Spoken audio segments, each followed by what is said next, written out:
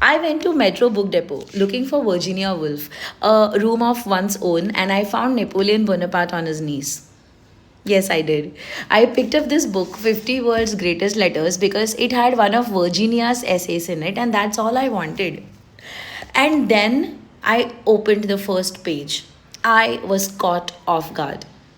I found Napoleon's letter to his wife, Josephine, the first one.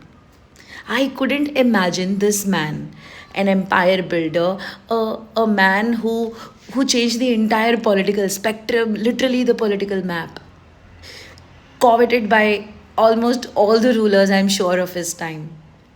Intimidating, someone who must have been a fear figure for so many, could write a love letter to his wife. And I have no clue why I am blushing, but I really want you to read this.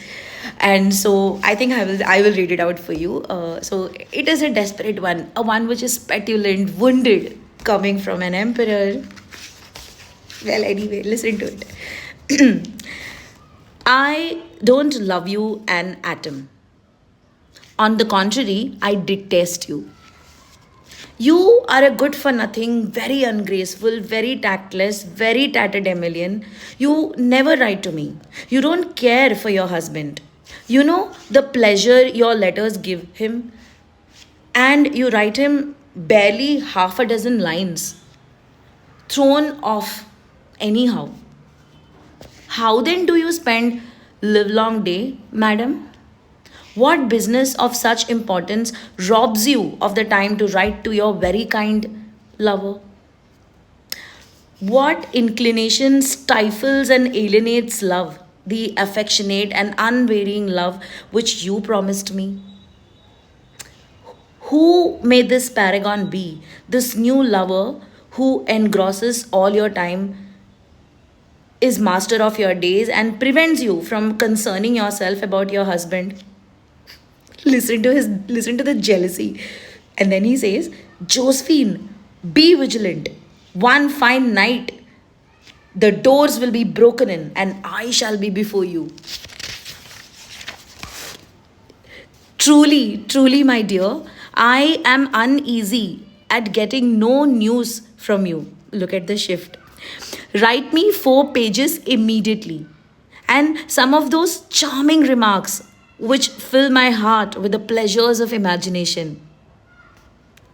I hope that before long I shall clasp you in my arms. I repeat, I hope that before long I shall clasp you in my arms and cover you with a million kisses, as burning as if under the equator. Bonaparte. And I have no clue why I am blushing.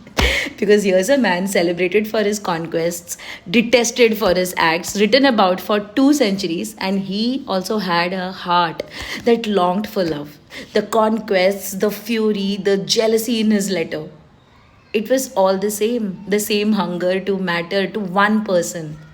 There is one of my students from the advanced batch. He said, everyone needs a safe place to call their own, a heaven, a person to go back to. Napoleon had Europe. He wanted Josephine, and she barely wrote back to him. Well, maybe that's the most human thing about greatness. Beneath all of it, beneath the armor and the empire and the fear he inspired, there was just a man looking for home. So, whom are you writing a letter to tonight?